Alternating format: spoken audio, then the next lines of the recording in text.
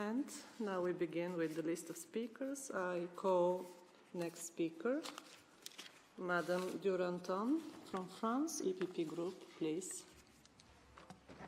Merci Madame la Présidente. Mes chers collègues, je tiens d'abord à saluer le rapport très complet et équilibré de M. Pojiev sur les élections législatives anticipées en Arménie le 9 décembre dernier.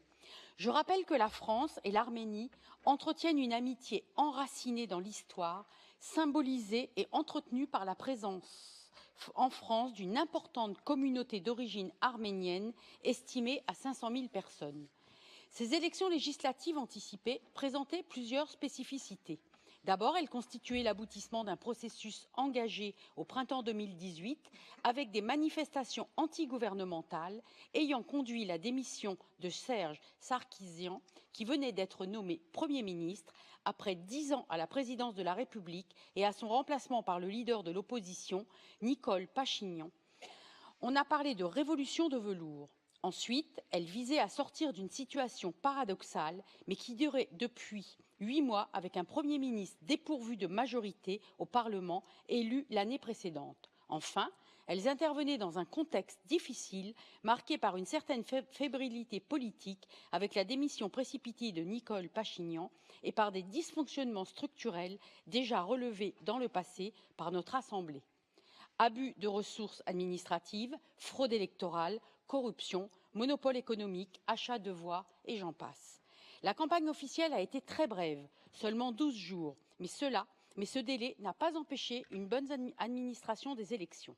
En revanche, la forte progression du taux d'abstention, passant en un an de 39% à plus de 51%, est préoccupante. Mais il est vrai que les précédents scrutins étaient caractérisés par le vote d'électeurs fantômes. Ces élections anticipées se sont bien déroulées.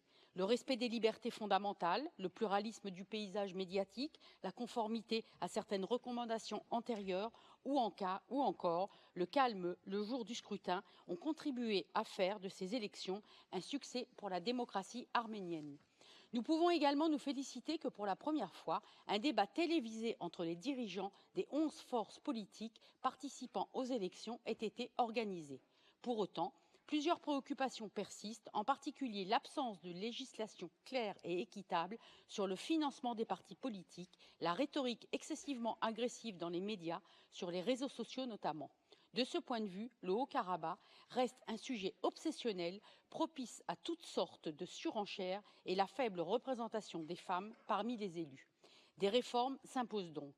À l'issue de ce scrutin, qui a vu la victoire éclatante du Premier ministre, le paysage politique arménien est profondément renouvelé. Les pratiques électorales douteuses, précédemment dénoncées, ont largement disparu.